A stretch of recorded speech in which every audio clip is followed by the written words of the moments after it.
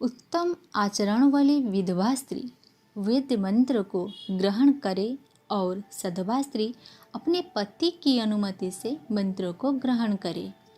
जिस प्रकार स्त्रियों को वेद के कर्म में अधिकार है, वैसे ही ब्रह्म विद्या प्राप्त करने का भी उन्हें अधिकार है। जैसे कात्यायनी, मैत्रेयी, वाग्देवी, गार्गी आदि ब्रह्म को जानने वाली थीं, वैसे ही सब स्त्रियों को ब्रह्म ज्ञान प्राप्त करना चाहिए। वाल्मीकि रामायण में कौशल्या, कैकेयी, सीता, तारा आदि नारियों द्वारा वेद मंत्रों का उच्चारण, अग्निहोम, सांध्य उपासना का वर्णन आता है। सायंकाल के समय इस उत्तम जल वाली नदी के तट पर संध्या करने जानकी अवश्य आएगी। अर्थात तब शोक संतप्त सीताजी ने हवन किया।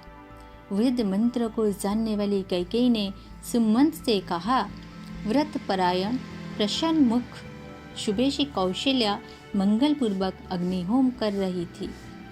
तब मंत्रों को जानने वाली तारा ने अपने पति वाली की विजय के लिए स्वस्तिवाचक मंत्र का पाठ करके अंतःपुर में प्रवेश किया। गायत्री मंत्र के अधिकार के संबंध में तो ऋषियों ने और भी स्पष्ट शब्दों में उल्लेख किया है।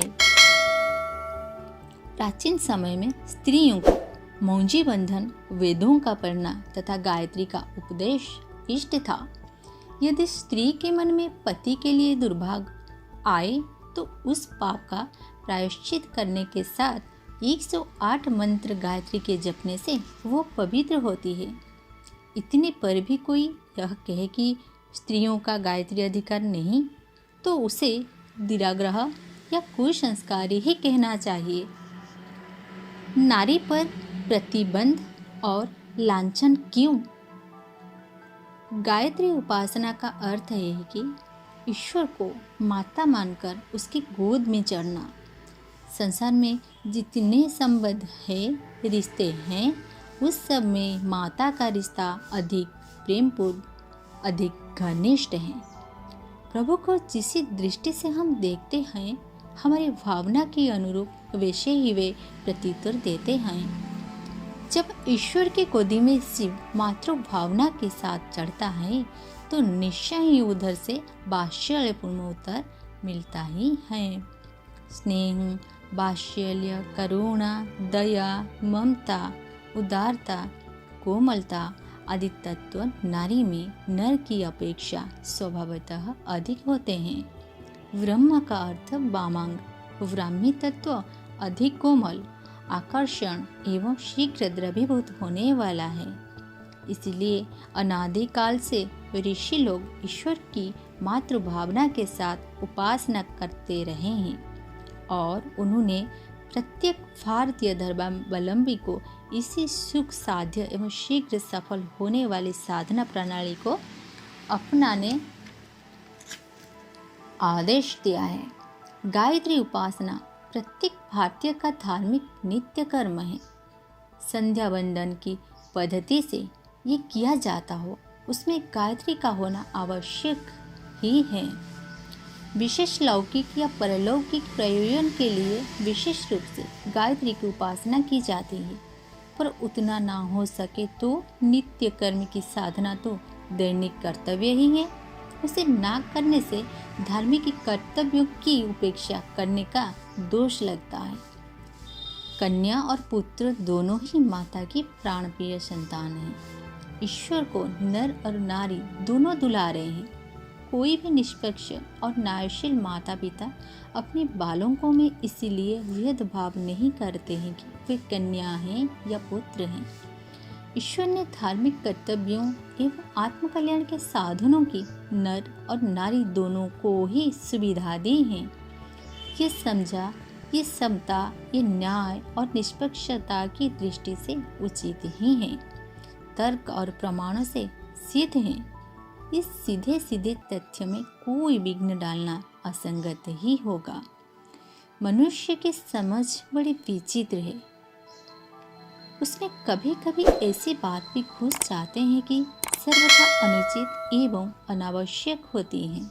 प्राचीन काल में नारी जाति का समुचित सम्मान रहा, पर एक ऐसा समय भी आया जब स्त्री जाति को सामूहिक रूप से हेय, पतित, त्याज्य, पातकी, अनधिकारी या घृणित ठहराया गया। उस विचारधारा ने नारी के मनुष्योचित अधिकार पर आक्रमण किया। पुरुष के श्रेष्ठता एवं सुविधा का पोषण करने के लिए उस पर अनेक प्रतिबंध भी लगाकर शक्तिहीन, साहसहीन, विद्याहीन बनाकर इतना लुब्धपुंज कर दिया कि बेचारी समाज के उपयोगी सिद्ध हो सकना तो दूर, आत्मरक्षा के लिए भी दूसरे की मोहताज हो गई। आज भारतीय नारी पालतू पशु पक्षियों जैसी स्थिति में पहुंच गई। इसका कारण वह उल्टी समझ ही है जो मध्यकाल के सामंतशाही अंधकार और अहंकार के साथ उत्पन्न हुई थी। प्राचीन काल में भारतीय नारी सभी क्षेत्र में पुरुषों के समकक्ष ही थी। रथ के दोनों पहिया ठीक होने से समाज की गाड़ी उत्तमता से चल रही थी, पर अब तक पहिया शत विक्षत हो जाने से दूसरा पहिया भी लड़खड़ा गया है। अयोग्य नारी समाज का भार नर को ढोना पड़ रहा है। इस अव्यवस्था से हमारे देश और जाति को कितनी क्षति पहुंचाई है उसकी कल्पना भी कष्टसाध्य है। मध्यकालीन अंधकारी युग की कितनी ही बुराइयों को सुधारने के लिए विवेकशील और दूरदर्शी महापुरुषों प्रयत्नशील है। यह प्रसन्नता की बात है। विज्ञ पुरुष यह अनुभव करने लगे हैं कि मध्यकालीन संकीर्णता की लौह श्रृंखला से नारी को ना खोला गया तो हमारा राष्ट्र प्राचीन गौरव को प्राप्त नहीं कर सकता। पूर्व काल में नारी जिस स्वस्थ स्थिति में थी उसी स्थिति में पूर्व काल में पहुंचाने से हमारा आधा अंग विकसित हो सकेगा और तभी हमारा सर्वांगीण विकास हो सकेगा। इस शुभ प्रयत्नों में मध्यकालीन कुसंस्कारों की रूढ़ियां का अंधा अनुकरण करना ही धर्म समझ बैठने वाली विचारधारा अब भी विरोंडे अटकाने से ही नहीं चुकती। ईश्वर भक्ति, गायत्री की उपासना तक के बारे में यह कहा जाता है कि इसका स्त्रियों को अधिकार नहीं। इसके लिए कई पुस्तकों के श्लोक भी प्रस्तुत किए जाते हैं जिसमें यह कहा गया है कि स्त्रियां वेद मंत्रों को ना पढ़े ना सुने, क्योंकि गायत्री भी वेद मंत्र हैं, इसलिए स्त्रियां उसे ना अपनावे। इन प्रमाणों से हमें कोई विरोध नहीं, क्योंकि एक काल भारतवर्ष में ऐसा बीता है जब नारी को निकृष्ट कोटि के जीव की तरह समझ गया है।